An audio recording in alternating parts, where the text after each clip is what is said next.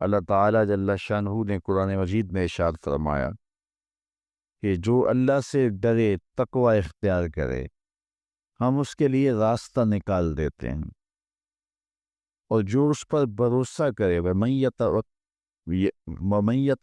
عَلَى اللَّهِ فَهُوَ حَسْبُهُ، اور جو اللہ پر بھروسہ کر لے، اس پر توکل کر لے، اللہ تعالیٰ اس کے لیے کافی ہو جاتا ہے۔ وَيَرْزُقُهُ مِنْ حَيْثُ لَا يَحْتَسِبُ، اور وہ اس کو وہاں سے دیتا ہے جہاں سے اس کو گمان بھی نہیں ہوتا۔ تو تقوی اور توکل اگر یہ نصیب ہو جائیں تو یہ من کی پاکیزگی کا ذریعہ تو ہیں ہی ہیں، اس سے رزق میں بھی کچھ شادیاں پیدا ہوتی ہیں، اور خزانہ غیب سے اللہ تعالیٰ رزق عطا فرماتا ہے۔ رزق کی برکت کا ایک بہت بڑا ذریعہ شکر ہے، شکران نعمت۔ جب ہمیں نعمتیں ملتی ہیں، ان پر اللہ کا شکر ادا کریں تو اس کا عملی نتیجہ یہ ہے کہ پھر ہمیں برکتیں نصیب ہوں گی۔ فرمایا لئن شکرتم لازیدنکم، اگر تم اس کی نعمتوں کا شکر ادا کرو گے تو وہ تمہیں اور زیادہ عطا فرمائے۔ اس نے ہمیں جو نعمتیں عطا کی ہیں اتنی زیادہ ہیں کہ ہم ان کو شمار بھی نہیں کر سکتے۔ فرمایا گیا کہ اگر ان کی نعمتوں کو تم گننا چاہو تو گن نہیں سکتے ہو۔ تو اس نے ہماری ضروریات کو پورا کیا ہے۔ جو سب سے زیادہ ہماری ضرورت، مادی ضرورت ہے اس دنیا کے اندر، وہ آکسیجن ہے، اور وہ کسی کو آکسیجن کا سلنڈر اپنے ساتھ نہیں رکھنا پڑتا۔ اللہ تعالیٰ نے اس کی اتنی فراوانی کی ہوئی ہے کہ جہاں بھی جائیں اس کو تازہ آکسیجن میسر ہے۔ تو یہ جتنی زیادہ ضروری تھی اس قدر ہی زیادہ فراواں ہمارے لیے رکھی گئی ہے۔ اگر ہمیں آکسیجن خریدنی پڑتی تو ایک آدمی کو ایک دن میں کتنے سلنڈر چاہیے تھے، اور پھر کس قدر زندگی میں دقت اور مشقت آ جاتی۔ اس کے بعد دوسری چیز جو ہمیں چاہیے وہ ہے پانی۔ آکسیجن کے بعد پانی کے بغیر ہم زیادہ دیر نہیں اپنے آپ کو برقرار رکھ سکتے، حتیٰ کہ ایک خاص مدت تک پانی نہ ملے تو موت واقع ہو جاتی ہے۔ تو پانی کو بھی فراواں رکھا گیا ہے۔ آسمان سے بھی پانی برستا ہے، زمین سے بھی پانی نکلتا ہے، چشموں سے بھی پانی پھوٹتا ہے، برف بھی پگھلتی ہے، دریا بھی بہتے ہیں۔ تو اللہ نے اس کے لیے بہت سارے اسباب رکھے ہیں تاکہ ہم پانی سے محروم نہ رہیں۔ تیسری چیز ہماری ہے خود کی چیزیں، کھانے کی چیزیں جو ہماری ضروریات ہیں۔ تو وہ بھی دن میں کم از کم ایک مرتبہ تو ہمیں ضروری چاہیے، اور صحت کو اچھا رکھنے کے لیے 2 مرتبہ چاہیے۔ اس کے لیے تھوڑا سا تردد کرنا پڑتا ہے، محنت کرنی پڑتی ہے۔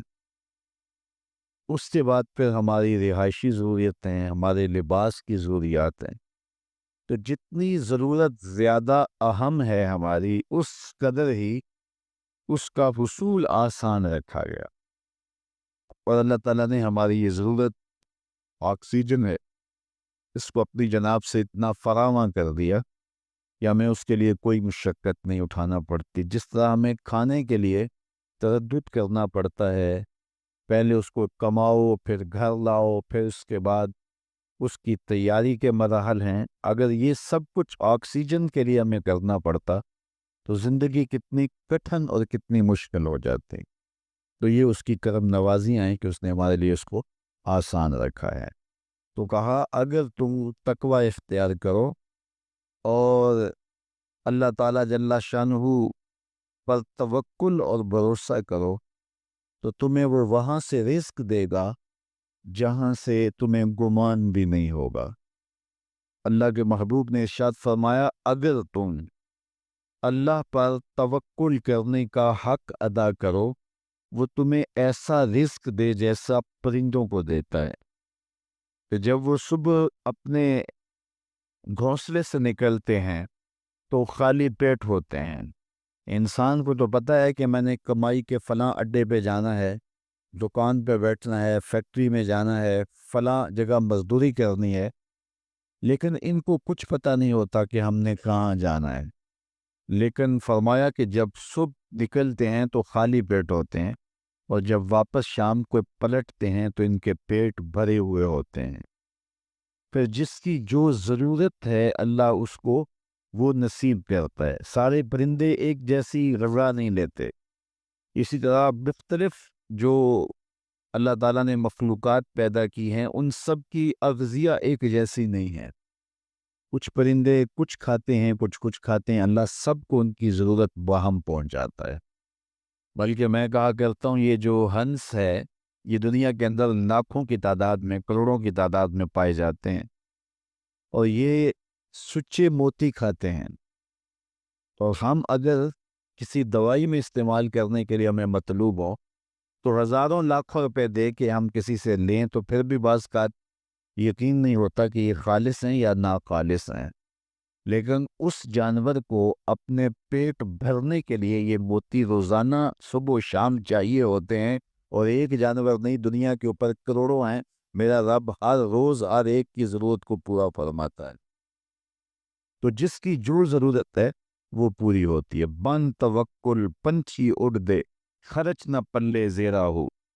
جب وہ گھر سے اڑتے ہیں تو تروح ہماسن، جب وہ اڑتے ہیں تو خالی پیٹ ہوتے ہیں، وَتَغْدُو بِطَانًا، اور جب وہ شام کو آتے ہیں تو ان کے پیٹ بھرے ہوئے ہوتے ہیں۔ تو کوئی اڈا رزق کا مخصوص ان کے لیے نہیں ہے، اور سب سے اچھا کھاتے ہیں۔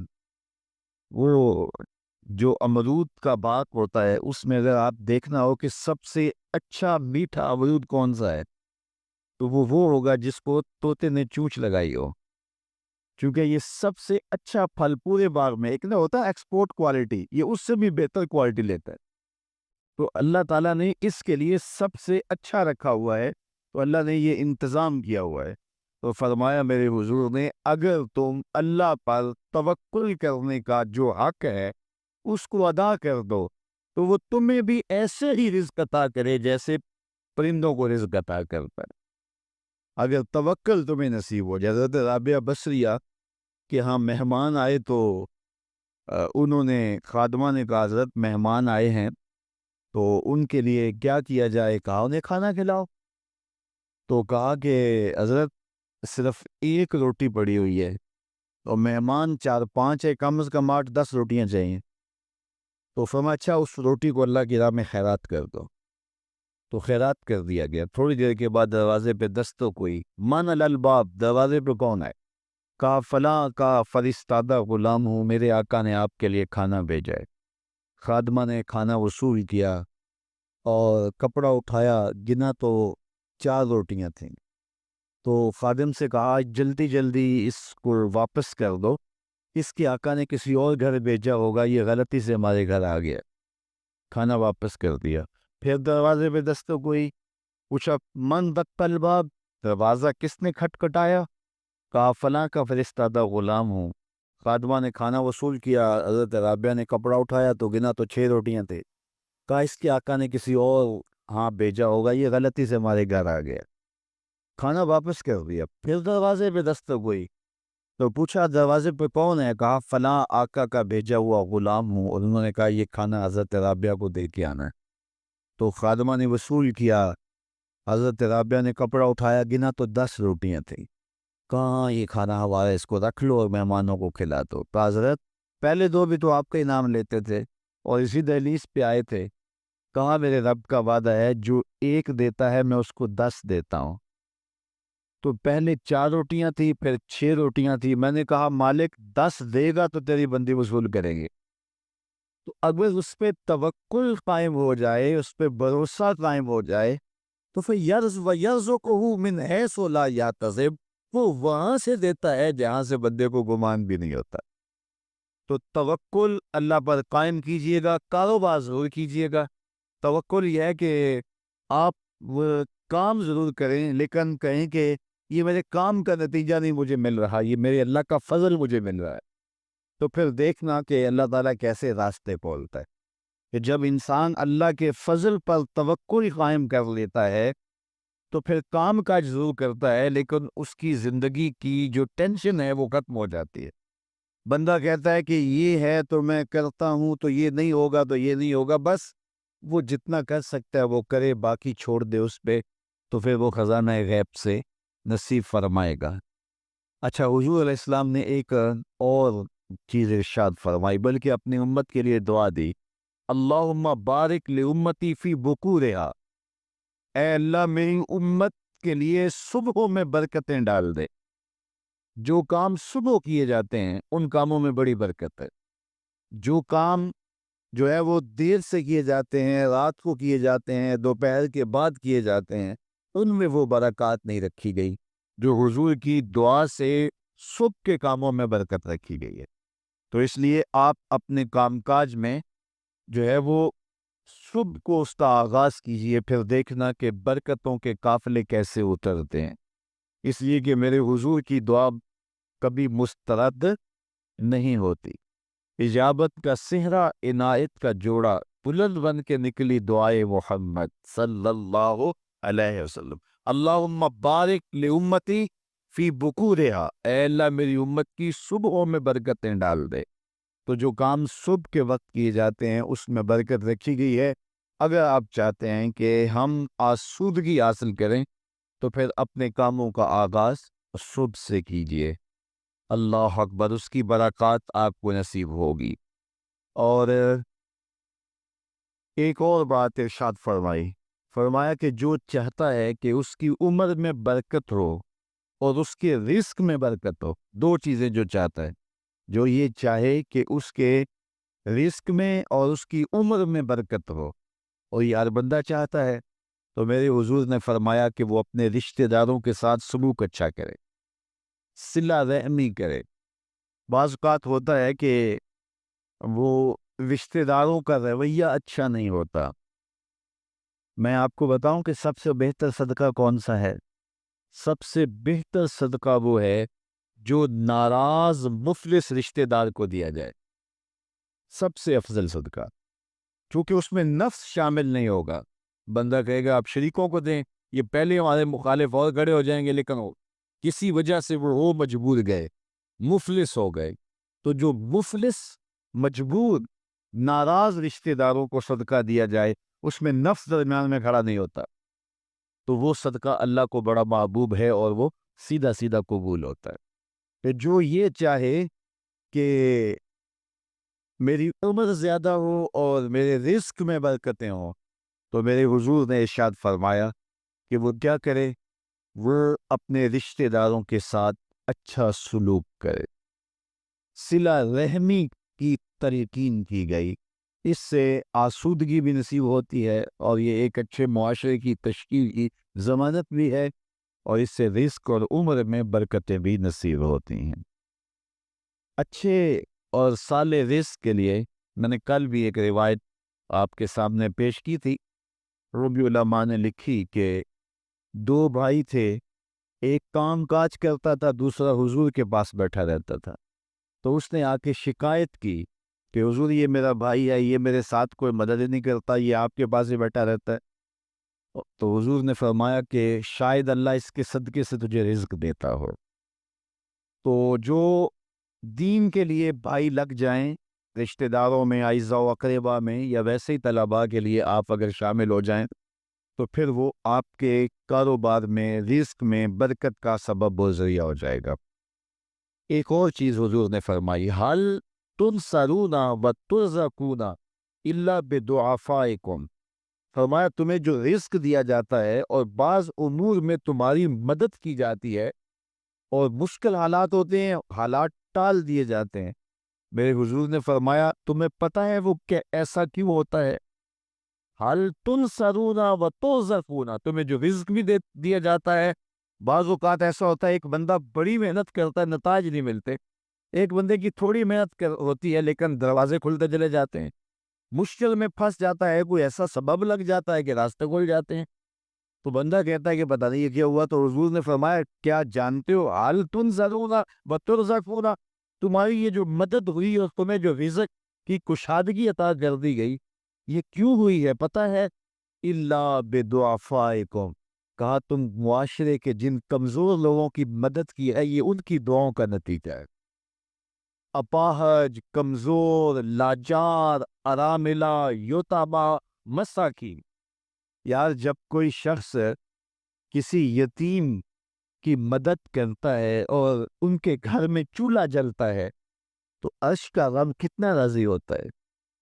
جب کوئی دکھیے کے کام آتا ہے اور اس کی اعانت کرتا ہے تو پھر وہ راضی ہو جاتے ہیں۔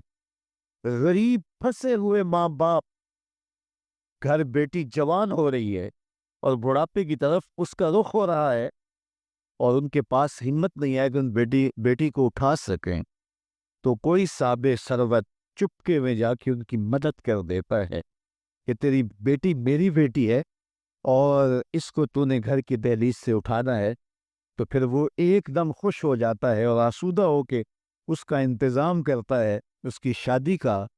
تو کوئی جانتا ہے کہ اس بوڑھے ماں باپ کے دل سے کتنی دعائیں نکلتی ہیں اور اس جو ہے وہ بیٹی کے دل سے کتنی تمنائیں اور کتنی جو ہے وہ نیک جذبات ان اشخاص کے لیے ہوتے ہیں جو ان کی مدد کے لیے کھڑے ہوئے، تو کوئی اس کا وزن ہے؟ کوئی وزن نہیں کر سکتا کہ اللہ تعالیٰ اس کی برکت کتنی عطا کرتا ہے۔ تو میرے حضور نے ارشاد فرمایا تمہیں جو رزق دیا جاتا ہے، مصائب سے تمہیں بچا لیا جاتا ہے، آتی آتی تکلیف ٹل جاتی ہے، تمہاری نصرت دشمن کے مقابلے میں ہوتی ہے، حاسدین کے مقابلے میں تم کھڑے ہو جاتے ہو، تو میں تمہیں پتہ ہے یہ تمہیں کیوں ایسا ہوتا ہے؟ فرمائی اللہ بدعفائکم، جو تمہارے معاشرے کے کمزور لوگ ہیں جن کی تم نے مدد کی، فرمائی ان کی دعاؤں کا نتیجہ ہوتا ہے۔ ان کے اٹھے ہوئے ہاتھ اللہ کبھی خالی نہیں موڑتا ہے۔ اس لیے لاچار لوگوں کی، دکھی لوگوں کی، بے بس اور بے آسرا لوگوں کی مدد کے لیے کھڑے ہو جایا کرو۔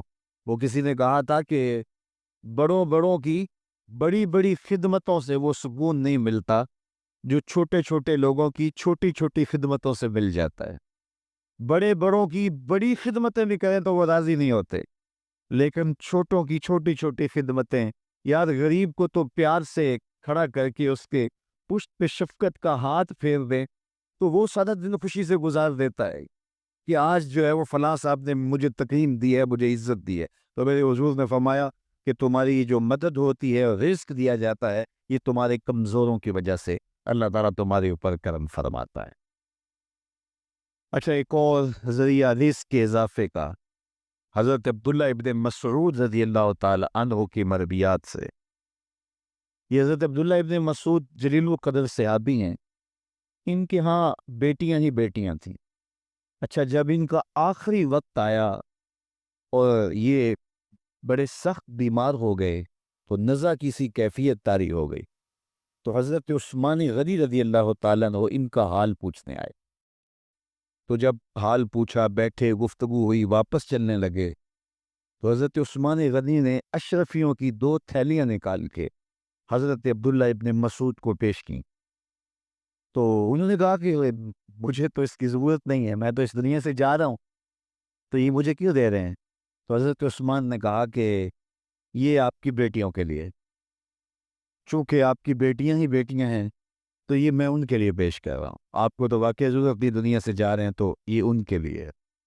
تو حضرت عبداللہ ابن مسعود نے پھر تھیلیاں موڑتے ہوئے کہا کہ میری بیٹیوں کو اس کی ضرورت نہیں ہے، اس لیے کہ میرے حضور نے فرمایا تھا کہ جس کے پاس سورہ واقعہ ہو اس کو غربت تنگ نہیں کر سکتی، تو میری بیٹیاں رات کو سونے سے قبل 1 مرتبہ سورہ واقعہ ضرور پڑھتی، اس لیے تم میری بیٹیوں کے بارے پریشان نہیں ہونا، اللہ کے فضل سے انہیں غربت تنگ نہیں کرے گی، ان کے پاس سورہ واقعہ جو موجود ہے، تو یہ کسی ایسے ضرورت مند کو دو جس کے پاس سورہ واقعہ نہیں ہے۔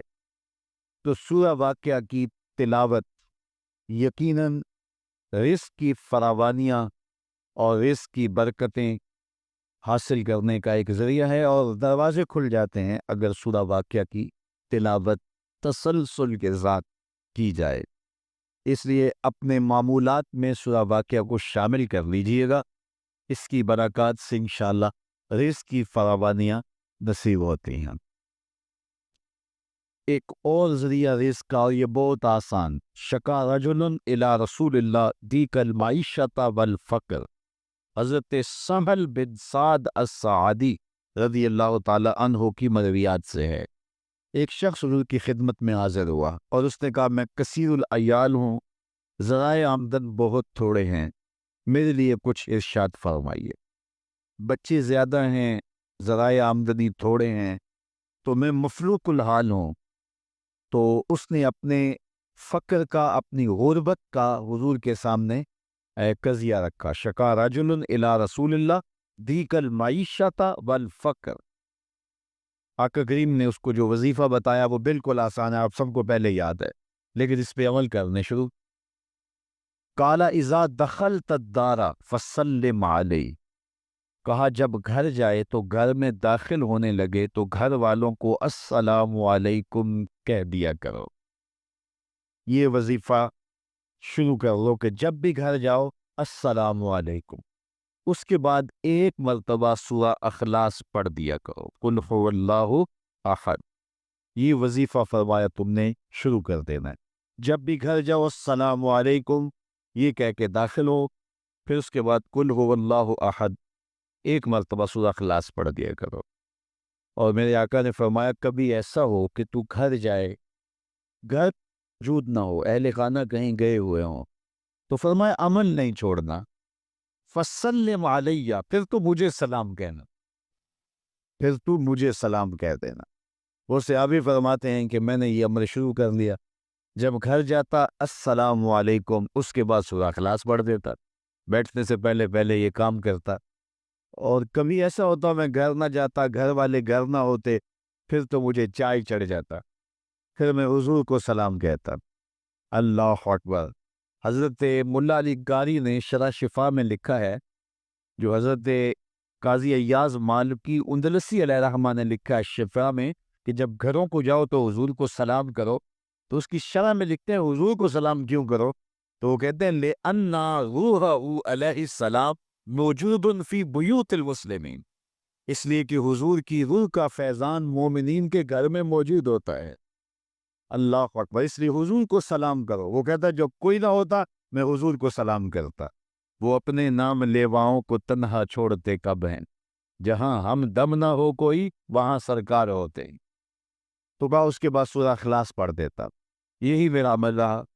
پھر اس کا فائدہ کیا ہوا؟ وظیفہ حضور نے بتایا تھا، اور جب بھی جاتا السلام علیکم سورہ اخلاص، کوئی نہیں ہے تو حضور کو سلام اور سورہ اخلاص کہتے میں نے عمل شروع کر دیا، حتی افاد اللہ جیرانہ، اس عمل کی برکت سے میں نے تو امیر ہونا ہی ہونا تھا، میرے ہمسائے بھی امیر ہو گئے۔ ایسی برکتیں، ایسی رحمتیں اتری کہ میرے ہمسایوں کے ہاں بھی فراوانیوں اور برکتوں کا نزول ہونے لگا۔ اسی طرح رزق کی فراوانی کا ایک اور ذریعہ ہے، اور وہ یہ انفاق فی سبیل اللہ۔ جب اللہ کی راہ میں آپ خرچ کریں گے تو پھر اس سے رزق بڑھتا ہے۔ جبکہ ہماری عقل و خرد کے فیصلے یہ ہیں کہ مال میں سے کچھ نکالا جائے، تو ہمارا ریاضی اور حساب یہی کہتا ہے کہ کچھ کم ہوتا ہے، ہمارے کیلکولیٹر کا نتیجہ بھی یہی ہے، ہمارا اکاؤنٹنٹ بھی یہی کہتا ہے کہ اتنے نکال دو گے تو باقی اتنے بچیں گے۔ لیکن میرے حضور نے فرمایا کہ میں قسم اٹھا کے کہتا ہوں کہ صدقے سے مال کم نہیں ہوگا۔ ہمارے بزرگ فرمایا کرتے تھے کہ وہ پرانے زمانے میں کنویں سے پانی نکال کر کے کھیتیاں سیراب ہوتی تھیں، بعد میں یہ جو ہے وہ ٹیوبویل آ گئے تو ان کی ضرورت نہ رہی، لیکن وہ کنویں کافی دیر لوگوں نے بند نہیں کیے تھے کہ پتہ نہیں کبھی پھر ان کی ضرورت دوبارہ نہ پڑ جائے، تو دیر تک وہ کنویں یہ ہم نے بھی دیکھے، اب تو تقریباً بند ہو گئے، لیکن آج سے 10-15 سال پہلے چلے جائیں تو ہر گاؤں میں کنویں کے نشانات موجود تھے، اور بعض میں وہ پرانی مالا بھی لٹک رہی ہوتی تھی، وہ ٹنڈے وغیرہ، تو پرانے کنویں ہم نے دیر تک دیکھے، تو ان کنویں کو کسی نے بند نہیں کیا تھا، دیر تک وہ جاری رہے۔ تو میرے بزرگ فرمایا کرتے تھے کہ اب ان کنوؤں سے پانی نکالو تو گدلا بھی ہے، میلا بھی ہے، اور بہت نیچے بھی چلا گیا ہے، جبکہ انہی کنوؤں کا پانی تازہ بھی تھا اور شفاف بھی تھا اور بہت اوپر بھی تھا۔ کہا جب یہ کنویں باہر فیض دیتے تھے نیچے سے سوتے بوٹتے تھے، جب انہوں نے باہر دینا چھوڑ دیا اللہ نے بھی عطا کرنا چھوڑ دیا، اب یہ بند ہو گئے۔ تو رزق کا معاملہ بھی ہے، جب اس کی راہ میں دیتے رہو گے تو اللہ عطا کرتا رہے گا۔ یہ دیکھیے کھیتی کے پتے کاٹتے ہیں، اس سے پھل زیادہ ہوتا ہے، لیکن پھر دوبارہ انہی پتوں پہ پتے اگاتے ہیں۔ تو کبھی ایسا نہیں ہوا کہ پھل توڑنے سے ختم ہو گئے، اور توڑے تو اس کی جگہ جو ہے وہ نیا، اگر آپ بھینس کو جو ہے وہ دودھ نہ نکالیں گے تو وہ بیمار پڑ جائے گی، تو اگر نکالیں گے تو تھوڑی دیر کے بعد پھر وہاں دودھ آ جائے گا۔ تو یہ اللہ کا نظام ہے، اگر تمہارے ہاتھ سے پیسہ نکلتا رہا تو پھر اللہ تمہیں فراوانی عطا کرتا رہے گا۔ بندہ کہتا ہے کہ میں جوڑوں تو برکت ہوگی، میرا رب کہتا ہے تم خرچ کرو گے تو برکت ہوگی۔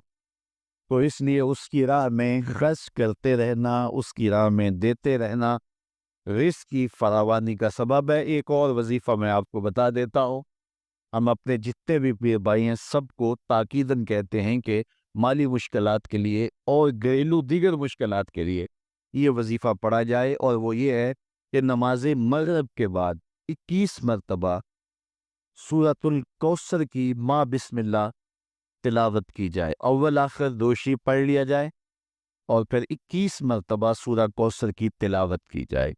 یہ عمل معمول زندگی بنا لیا جائے تو اس کا عملی نتیجہ یہ ہوگا کہ اللہ تعالیٰ جل شانہ اولاد کو بھی فرما بردار رکھے گا، اس کے نتیجے کے اندر جو ہے وہ رزق کاروبار میں بھی برکتیں ہوگی، اس کے نتیجے کے اندر حاسدین دشمنوں کے شر سے بھی نجات رہے گی، اور اس کے نتیجے کے اندر اللہ تعالیٰ جو ہے وہ امور دینی میں بھی برکتیں عطا فرمائے گا۔ تو یہ ایک مؤثر ذریعہ ہے، اور اگر کسی کو مسائل زیادہ ہوں تو وہ ہر نماز کے بعد یہ عمل کر سکتا ہے، ورنہ مغرب کے بعد 21 مرتبہ سورہ کوثر کی تلاوت کرنے سے بہت ساری برکات حاصل ہوتی ہیں۔ لا حول ولا قوت الا باللہ، اس کا یہ وظیفہ میرے حضور نے خود بتایا، اور اس کی یہ 99 بیماریوں کا علاج ہے، اور میرے حضور نے فرمایا کہ یہ وظیفہ میں نے کہاں سے لیا ہے؟ حضور فرمایا کہ عرش الہی کے نیچے ایک خزانہ ہے، خاص خزانہ، فرمایا یہ وظیفہ مجھے وہاں سے ملا ہے، اور اس میں 99 بیماریوں کا علاج ہے، اور اس میں سب سے کم درجے کی بیماری ہم اور غم ہے۔ تو اللہ تعالیٰ جل شانہ ہمیں جس طرح دنیاوی اسباب ہمارے پیش نظر ہوتے ہیں، تو روحانی امور کے ذریعے سے بھی ہم برکتوں کے حصول کو آسان کر سکتے ہیں۔ اللہ میرے لیے، آپ کے لیے ہر طرح کی کشادگیاں عطا فرمائے، ایسے فقر سے بچائے محفوظ رکھے جو کفر تک پہنچا دیتا ہے، اور ایسی دولت سے بھی بچائے جو دولت قارون بنا دیتی ہے۔ اللہ ہمیں دولت عثمان عطا کرے، اور اگر قسمت میں فقر ہے تو پھر فقر سلمان عطا کرے، پھر فقر بلال نصیب کرے، پھر فقر ابو ذر عطا کر دے۔ تو اللہ ہم سب کو دنیا آخرت کی بہتریاں بہاریں نصیب فرمائے۔